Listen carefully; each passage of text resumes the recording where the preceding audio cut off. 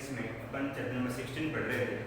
आज का टॉपिक अपना पीएन संधि टॉपिक है पीएन संधि। अब पीएन संधि बनाने के लिए अर्थात पीएन संधि को परिभाषित करने के लिए जैसे इसके नाम स्पष्ट है, इसमें दो प्रकार के अर्धचालक है, एक पी प्रकार का अर्धचालक, दूसरा एन प्रकार का अर्धचालक।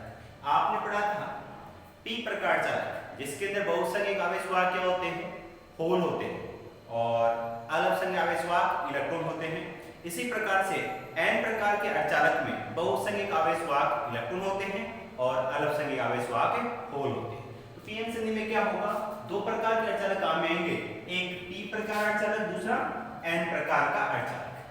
तो दो अर्धचालक हैं, एक पी प्रकार का, दूसरा एन प्रकार का अर्धचालक। एक पी प्रकार का, दूसरा एन प्रकार का अर्धचालक इसमें काम में आते हैं। दो अर्धचालक हो गए, एक पी प्रकार का, दूसरा एन प्रकार का अर्धचालक।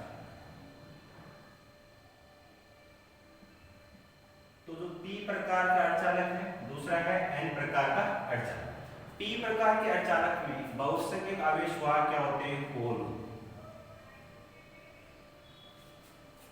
क्या होते हैं, होल।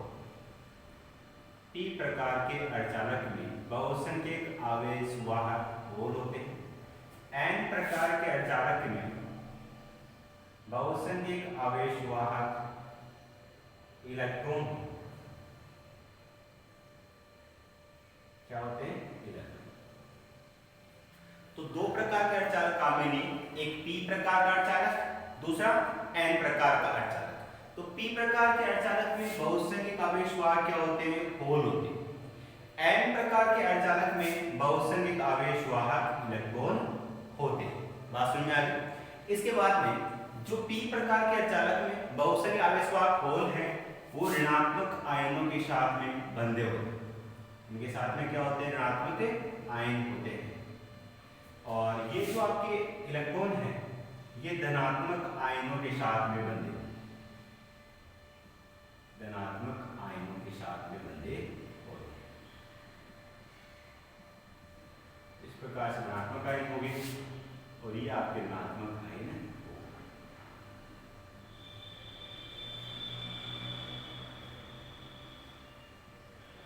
हाँ जी, बात समझ में आ रही। अपन यहाँ पढ़ रहे हैं पीएन संधि। तो पीएन संधि में दो प्रकार के अर्धचालक काम आते हैं, एक पी प्रकार का, दूसरा एन प्रकार का। पी प्रकार के अर्धचालक में बहुसंख्यक आवेश वाहक क्या होते हैं, होल होते हैं, और ये जो होल हैं वो ऋणात्मक आयनों के साथ में बंधे होते हैं। दूसरा एन प्रकार अर्धचालक है। एन प्रकार के अर्धचालक में बहुसंख्यक आवेश वाहक क्या होते हैं, इलेक्ट्रॉन होते हैं, जो कि धनात्मक आयनों के साथ में बंधे होते हैं। इसके अलावा पी प्रकार के अर्धचालक में पी प्रकार के अर्धचालक में अल्पसंख्यक आवेश वाहक क्या होते हैं, इलेक्ट्रॉन होते हैं, और एन प्रकार के अर्धचालक में अल्पसंख्यक आवेश वाहक होल होते हैं। ठीक है, ये तो बेसिक बातें थी। ये तो बेसिक बातें थी, एक पी प्रकार अर्धचालक में, दूसरा एन प्रकार के अर्धचालक। ठीक है बात। मैं यह बात कर रहा था पीएन संधि की। तो परिभाषा क्या होगी इसकी, परिभाषा में क्या होगा, जब पी प्रकार अर्धचालक को एन प्रकार के अर्धचालक संपर्क में लेकर आते हैं तो उससे क्या होगा, एक संधि बनेगी। कैसे, ये जैसे आपका पी प्रकार अर्धचालक है, ये एन प्रकार अर्धचालक है, आपस में पास में आएंगे तो ये होल और ये इलेक्ट्रॉन आपस में अतिव्यापित हो जाएंगे। होल और इलेक्ट्रॉन क्या हो जाएंगे, आपस में अतिव्यापित हो जाएंगे। इसी प्रकार से ये इलेक्ट्रॉन इस होल के साथ में अतिव्यापित हो जाएगा और ये इलेक्ट्रॉन इस होल के साथ में अतिव्यापित हो जाएगा। तो ये जो इलेक्ट्रॉन है इस होल के साथ अतिव्यापित होगा, ये इलेक्ट्रॉन है ये इस होल के साथ में अतिव्यापित हो जाएगा और एक परत बन जाएगी किसी ऋणात्मक आयन और धनात्मक आयन की, और यही कहलाएगी आपकी पीएन संधि। यही कहलाएगी आपकी पीएन संधि। तो पीएन संधि किसे कहते हैं, जब पी प्रकार के अर्धचालक तथा एन प्रकार के अर्धचालक को आपस में संपर्क में लाया जाता है तो संधि स्थल पर क्रिस्टल की संरचना सतत बनी रहे, मतलब इसमें कोई चेंज नहीं हो, तो बनने वाली संधि पीएन संधि कहलाती है। पीएन संधि किसे कहते हैं, जब पी प्रकार के अर्धचालक को तथा एन प्रकार के अर्धचालक को संपर्क में लेकर आते हैं तो संधि स्थल पर क्रिस्टल की संरचना सतत बनी रहे, तो यह संधि पीएन संधि कहलाती है। बात समझ आएगी। उसके बाद में पीएन संधि को बनाने के लिए इसमें क्या करते हैं, किसी नेज अर्धचालक के एक भाग में, ये नेज अर्धचालक है पूरा पूरा, इस नेज अर्धचालक के एक भाग में p प्रकार का अर्धचालक तथा दूसरे भाग में n प्रकार का अर्धचालक अशुद्धि के रूप में मिलाते हैं। आपको पता होगा जो p प्रकार अर्धचालक है वो एक त्रिसंयोजी अशुद्धि है जिसकी संख्या होती है 3। दूसरा n प्रकार अर्धचालक है वो पंचसंयोजी अशुद्धि है, अर्थात इस प्रकार के अर्धचालक की जो संयोजकता है कितनी होती है 5। समझ में आ गया बात। तो पहले थी परिभाषा। परिभाषा क्या थी, पीएन संधि किसे कहते हैं, जब p प्रकार अर्धचालक तथा n प्रकार के अर्धचालक को आपस में संपर्क में लाया जाता है तो संधि स्थल पर क्रिस्टल की संरचना सतत बनी रहे तो उसे कहते हैं पीएन संधि। पहली बात तो ये। दूसरी बात, पीएन संधि बनाने के लिए किसी नेज अर्धचालक के एक भाग में p प्रकार अर्धचालक अर्थात त्रिसंयोजी अशुद्धि तथा दूसरे भाग में n प्रकार अर्धचालक अर्थात पंचसंयोजी अशुद्धि को मिलाना है। ठीक है। और थर्ड पॉइंट इसमें पीएन संधि निर्माण के लिए मुख्य रूप से दो महत्वपूर्ण प्रक्रियाएं होती है, एक तो होती है विसरण और दूसरी होती है अपवाह या अपवहन। दूसरी होती है अपवाह, विसरण और अपवाह। तो पीएन संधि के निर्माण के लिए दो महत्वपूर्ण प्रक्रियाएं होती है, एक विसरण एक अपवाह। अब यहां पर देखेंगे इस चित्र में कि पीएन संधि का निर्माण किस प्रकार से होता है, कौन कौन से महत्वपूर्ण पॉइंट्स हैं, इन पॉइंट्स को वन बाय वन अपन पढ़ेंगे। तो पीएन संधि की बात करते हैं। इसमें होता क्या है, सबसे पहली बात, पी प्रकार के अर्धचालक में होलों की सांद्रता क्या होती है, प्रति एकांक आयतन में उपस्थित होलों की संख्या। एक होता है इलेक्ट्रॉनों की सांद्रता। इलेक्ट्रॉनों की सांद्रता किसे कहते हैं, प्रति एकांक आयतन में उपस्थित इलेक्ट्रॉनों की संख्या।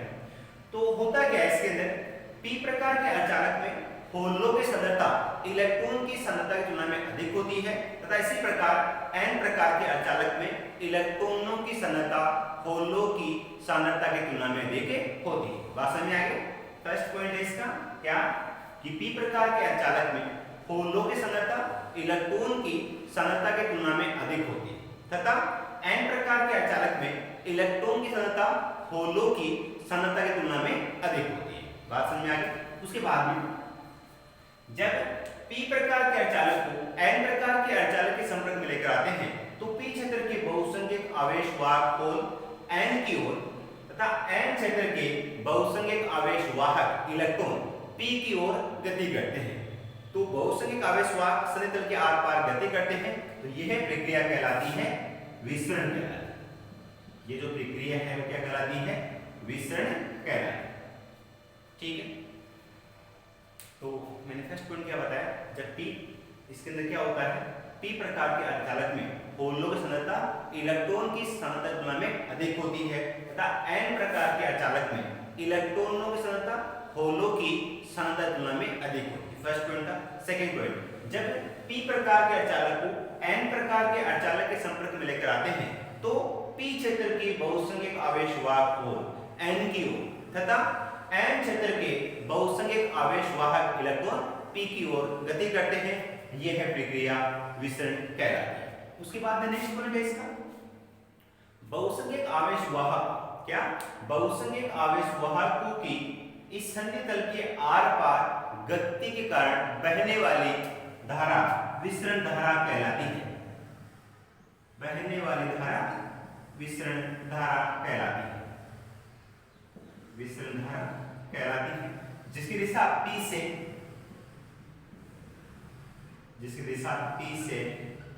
N की ओर होती है। P से N की ओर होती है। क्या, जब इधर बताया विसरण में क्या होता है, बहुसंख्यक आवेश वाहक मतलब P के बहुसंख्यक आवेश वाहक पोल N की ओर तथा N के बहुसंख्यक आवेश वाहक इलेक्ट्रॉन P की ओर गति करते हैं। अर्थात बहुसंख्यक आवेश वाहक इस संधि तल के आर पार गति करते हैं। तो बहुसंख्यक आवेश वाहकों की इस संधि तल के आर पार गति के कारण बहने वाली धारा विसरण धारा कहलाती है, जिसकी दिशा P से N की ओर होती है। नेक्स्ट, बहुसंख्यक आवेश वाहकों की इस संधि तल के आर पार गति के कारण इस संधि स्थल पर ऋणात्मक P क्षेत्र में ऋणात्मक आयनों तथा N क्षेत्र में धनात्मक आयनों की एक परत बन जाती है, यह परत कहलाती है अवक्षय परत कहलाती है। ये जो परत है कहां से कहां तक, यहां से लेकर के यहां तक, इसका नाम क्या है, अवक्षय परत। अवक्षय परत बात समझ में आ गई। बोर्ड एग्जाम में क्वेश्चन क्या है भाई कि अवक्षय परत किसे कहते हैं, बहुसंख्यक आवेश वाहकों की सन्धि तल के आर पार गति का पी क्षेत्र में ऋणात्मक आयनों, एन क्षेत्र में धनात्मक आयनों की एक परत बन जाती है, वह परत कहलाती है अवक्षय परत कहलाती है। इस अवक्षय परत में उपस्थित ऋणात्मक आयनों तथा धनात्मक आयनों अर्थात पीएन संधि में उपस्थित ऋणात्मक आयनों और धनात्मक आयनों के कारण एक विद्युत क्षेत्र उत्पन्न होता है, उसे कहते हैं अवरोधी विद्युत क्षेत्र। उसे कहते हैं अवरोधी विद्युत क्षेत्र, और इसी का एक नाम और है रोधी का विद्युत क्षेत्र। रोधी का विद्युत क्षेत्र बात समझ में आएगी। अवरोधी विद्युत क्षेत्र या रोधी का विद्युत क्षेत्र किसे कहते हैं, बहुसंख्यक आवेश वाहकों की सन्धि तल के आर पार गति कर सन्धि स्तर पर ऋणात्मक आयनों और धनात्मक आयनों की परत बन जाती है, वो तो कहलाती है क्या, अवक्षय परत। और अवक्षय परत में उपस्थित ऋणात्मक आयनों तथा धनात्मक आयनों के कारण एक विद्युत क्षेत्र उत्पन्न होता है, वो कहलाता है अवरोधी विद्युत क्षेत्र या रोधी का विद्युत क्षेत्र। संकेत होगा इसका EB, बैरियर इलेक्ट्रिक फील्ड। ठीक है, तो ये आपका हो गया अवरोधी विद्युत क्षेत्र। उसके बाद इस अवरोधी विद्युत क्षेत्र के कारण, ये जो आपका अवरोधी विद्युत क्षेत्र है, इसके कारण क्या होगा, ये अवरोधी विद्युत क्षेत्र बहुसंख्यक आवेश वाहकों के सन्धि तल के आर पार गति में अवरोध उत्पन्न करेगा, जिसके कारण क्या होगा, पी क्षेत्र के अलग संख्यक आवेश वाहक इलेक्ट्रॉन n की ओर तथा n क्षेत्र के अलग संख्यक आवेश वाहक होल p की ओर गति करते हैं। होता क्या है, इस अवरोधी विद्युत क्षेत्र के कारण अर्थात रोधी का विद्युत क्षेत्र क्या करता है, बहुसंख्यक आवेश वाहकों के सन्धि तल के आर पार गति में अवरोध उत्पन्न करता है। ये जो बहुसंख्यक आवेश वाहक है, इनके इस सन्धि तल के आर पार गति में अवरोध उत्पन्न करता है। ठीक है, जब ये आपका अवरोधी विद्युत क्षेत्र बहुसंख्यक आवेश वाहकों की गति में अवरोध उत्पन्न करेगा, तो इसे कारण कौन गति करेंगे, अल्पसंख्यक आवेश वाहक। आपको पता है P में अल्पसंख्यक आवेश वाहक क्या होते हैं, इलेक्ट्रॉन, N में अल्पसंख्यक आवेश वाहक क्या होते हैं, होल। तो अवरोधी विद्युत क्षेत्र के कारण P क्षेत्र के अल्पसंख्यक आवेश वाहक इलेक्ट्रॉन N की ओर तथा N क्षेत्र के अल्पसंख्यक आवेश वाहक होल P की ओर गति करते हैं। यह प्रक्रिया अपवाहक कहलाता है, अपवाहक या अपवहन कहलाता है, अपवाहक या अपवहन कहलाता है। ठीक है बात। उसके बाद में अल्पसंख्यक आवेश वाहकों की सन्धि तल के आर पार गति के कारण बहने वाली धारा अपवहन धारा कहलाती है। क्या, अल्पसंख्यक आवेश वाहकों की सन्धि तल के आर पार गति के कारण बहने वाली धारा अपवहन धारा कहलाती है, अपवहन धारा कहलाती है, जिसकी दिशा कहां से कहां होगी, N से P की दिशा हो जाएगी इसकी, अपवहन धारा की जो दिशा है वो कहां से कहां होगी, N से P की ओर, अर्थात विसरण धारा के विपरीत। जब विसरण धारा और अपवहन धारा का मान बराबर हो जाता है, तो आवेश वाहकों की जो गति है वो रुक जाती है, आवेश वाहकों की गति रुक जाती है। ठीक है बात। उसके बाद में अवक्षय परत में उपस्थित धनायनों व ऋणायनों के कारण एक विभवांतर उत्पन्न होता है। अवक्षय परत में उपस्थित धनायनों व ऋणायनों के कारण एक विभव उत्पन्न होता है, वो कहलाता है अवरोधी विभव, अवरोधी विभव या रोधी का विभव, अवरोधी विभव या रोधी का विभव। ठीक, उसके बाद में ये रोधी का विभव है, और किसे कहते हैं, रोधी का विद्युत क्षेत्र के कारण ऋणात्मक आयनों और धनात्मक आयनों के बीच में एक विभवांतर उत्पन्न होता है, वो कहलाता है अवरोधी विभव या अवरोधी का विभव। अगर अवरोधी विभव VB हो, उस कंडीशन फॉर्मूला होगा आपका VB is equal to EB into D, जहां VB क्या है, रोधी का विभव, EB रोधी का विद्युत क्षेत्र, D अवक्षय प्रति चौड़ाई D, जो अवक्षय प्रति है इसकी चौड़ाई क्या है, स्मॉल d है। ठीक है बात, VB equal to EB into D, और जो D है इस D का मान माइक्रोमीटर में होता है। जो D है इसका मान किसमें होता है, माइक्रोमीटर कोटि का होता है। तो ये था आपका पीएन संधि। अब देखो एक तो यहाँ मैंने एरो बनाना लिखे हैं आप, इसमें क्या होता है, एक तो कंप्लीट इसका डिस्क्रिप्शन हो गया, वर्णन हो गया किसका, पीएन संधि का। इसके अलावा एग्जाम में एक नंबर क्वेश्चन भी आता है, जैसे मान लीजिए विसरण किसे कहते हैं, एक नंबर क्वेश्चन आ सकता है, विसरण धारा किसे कहते हैं, अवक्षय प्रत किसे कहते हैं, अवरोधी विद्युत क्षेत्र किसे कहते हैं, अवरोधी विभव किसे कहते हैं। तो प्रत्येक एरो से एक अपने आप में एक नंबर का एक सिंगल क्वेश्चन बनता है और कंप्लीट वर्णन भी पूछ सकता है। जब आपसे पीएन संधि किसे कहते हैं, इसके बारे में होने वाली महत्वपूर्ण प्रक्रिया को समझाइए, तभी आपको कंप्लीट लिखना है विद डायग्राम बनाना है। लेकिन अगर आपसे अलग से क्वेश्चन पूछ लिया तो आप जैसे मान लीजिए अलग क्वेश्चन पूछ लिया, अपवन धारा किसे कहते हैं, अपवाहक किसे कहते हैं, अवरोधी किसे कहते हैं, तो चाहे एक नंबर का है, चाहे दो नंबर का है, चाहे तीन नंबर का है। अगर तीन नंबर क्वेश्चन आता है, पूरा वर्णन पूछता है, तो कंप्लीट लिखना है पॉइंट टू पॉइंट, और अलग से प्रत्येक एरो से अपने आप में एक नंबर क्वेश्चन भी आ सकता है। तो ये था कंप्लीट पीएन संधि। एक बार दोबारा देखिए आप, पीएन संधि किसे कहते हैं, जब पी प्रकार अर्धचालक तथा एन प्रकार के अर्धचालक को संपर्क में लेकर आते हैं तो संधि स्थल पर क्रिस्टल की संरचना सतत बनी रहे तो उसे कहते हैं पीएन संधि। पीएन संधि निर्माण के लिए दो महत्वपूर्ण प्रक्रियाएं होती है, एक विसरण, दूसरा अपवाहक। एक क्या होता है, पीएन संधि बनाने के लिए किसी निज अर्धचालक के एक भाग में पी प्रकार के अर्धचालक अर्थात त्रिसंयोजक शुद्धि तथा दूसरे भाग में एन प्रकार के अर्धचालक अर्थात पंचसंयोजक शुद्धि मिलाते हैं। उसके बाद मैंने क्या बताया, उसके बाद मैंने बताया फर्स्ट एरो में कि पी प्रकार के अर्धचालक में होलो की सांद्रता इलेक्ट्रॉन की सांद्रता तुलना में अधिक होती है तथा एन प्रकार के अर्धचालक में इलेक्ट्रॉनों की सांद्रता होलो की सांद्रता तुलना में अधिक होती है।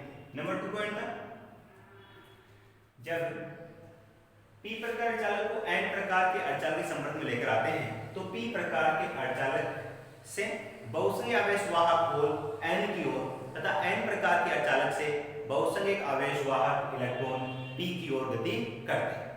ठीक है, तो यह है प्रक्रिया विसरण कहलाती है। सेकंड पॉइंट, थर्ड पॉइंट क्या होगा, पी प्रकार के अर्धचालक तथा एन प्रकार के अर्धचालक से बहुसंख्यक आवेश वाहकों की संधि तल के आर पार गति का, पी प्रकार अर्धचालक तथा एन प्रकार के अर्धचालक से बहुसंख्यक आवेश वाहकों की संधि तल के आर पार गति के कारण बहने वाली धारा विसरण धारा कहलाती है, जिसकी दिशा P से N की ओर होती है। उसके बाद में अवक्षय प्रत क्या होता है, बहुसंख्यक आवेश वाहकों की संधि तल के आर पार गति के कारण P क्षेत्र में ऋणात्मक आयनों, N क्षेत्र में धनात्मक आयनों की एक परत विकसित हो जाती है, यह परत कहलाती है अवक्षय परत। उसके बाद में अवक्षय परत में उपस्थित ऋणात्मक आयनों और धनात्मक आयनों के कारण एक क्षेत्र उत्पन्न होता है, वो कहलाता है अवरोधी विद्युत क्षेत्र या रोधी का विद्युत क्षेत्र E। ये रोधी का विद्युत क्षेत्र है, वो क्या करेगा, इन बहुसंख्यक आवेश वाहकों की संधि तल के आर पार गति में अवरोध उत्पन्न करेगा, जिसके कारण क्या होगा, अल्पसंख्यक आवेश वाहक गति करेंगे, अर्थात P क्षेत्र के अल्पसंख्यक आवेश वाहक इलेक्ट्रॉन N की ओर तथा N क्षेत्र के अल्पसंख्यक आवेश वाहक P की ओर गति करते हैं। यह प्रक्रिया अपवहन या अपवाहक कहलाती है।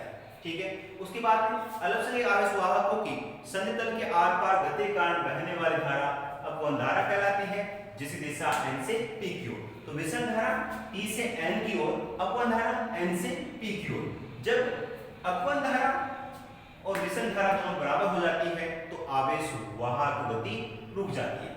उसके बाद में इस अवरोधी विद्युत क्षेत्र के कारण ऋणात्मक आयनों और धनात्मक आयनों अर्थात अवक्षय परत के बीच में विभवांतर होता है, वो कहलाता है अवरोधी विभव या अवरोधी का विभव। अगर अवरोधी विभव VB हो और रोधी का क्षेत्र EB हो तो फॉर्मूला बनेगा VB equal to EB into D, जहां D किसमें होता है, माइक्रोमीटर कोटि में होता है। अब दो चीजें इसके अंदर अपन बात कर रहे हैं अर्धचालक की। अर्धचालक के मुख्य रूप से दो होते हैं, सिलिकॉन और जर्मेनियम। सिलिकॉन और जर्मेनियम। तो जर्मेनियम की पीएन संधि के लिए, जर्मेनियम की पीएन संधि के लिए, जर्मेनियम की पीएन संधि के लिए Vp इज इक्वल टू होता है 0.3 volt, Vp equal to 0.3 volt. और दूसरा आता है सिलिकॉन। सिलिकॉन की जो पीएन संधि है, उस सिलिकॉन की पीएन संधि के लिए Vp इक्वल टू 0.7 वोल्ट होता है। दूसरा है सिलिकॉन की पीएन संधि के लिए, सिलिकॉन की पीएन संधि के लिए Vp is equal to 0.7 volt, 0.7 volt. ये दो चीजें इसके अंदर। एक तो आता है जर्मेनियम की पीएन संधि के लिए Vp इक्वल टू 0.3 वोल्ट होता है, और सिलिकॉन की पीएन संधि के लिए Vp इक्वल टू 0.7 वोल्ट। अब अपन क्या करेंगे, 1 बाय 1 दोनों के लिए अपन Eb का मान क्या, Eb D equal to 1 micrometre, that means 1 into 10 power -6 metre. तो इससे क्या होगा, Vp equal to Eb into D होता है। तो इस इक्वेशन से Eb is equal to Vp point, ठीक है। अब Vp की वैल्यू क्या होगी, 0.3, D की value 10 power -6, that means 0.3 into 10 power 6 Vp प्रति वोल्ट प्रति मीटर। ये तो क्या आ गया, जर्मेनियम की पीएन संधि के लिए अवरोधी विद्युत क्षेत्र का मान आ गया। इसी प्रकार से हम बात करेंगे सिलिकॉन के लिए।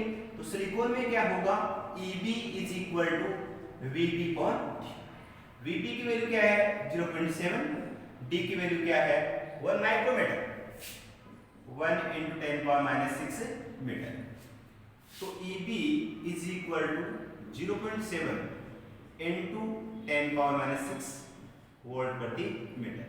तो ये बात किसके लिए आ गई, सिलिकॉन के लिए, और ये बात किसके लिए आ गई, जर्मेनियम के लिए। तो सिलिकॉन और जर्मेनियम का अवरोधी क्षेत्र का मान भी मैंने यहाँ पर निकाला। तो ये बातें आप ध्यान रखेंगे। टॉपिक का आपका पीएन संधि कंप्लीट हो चुका है।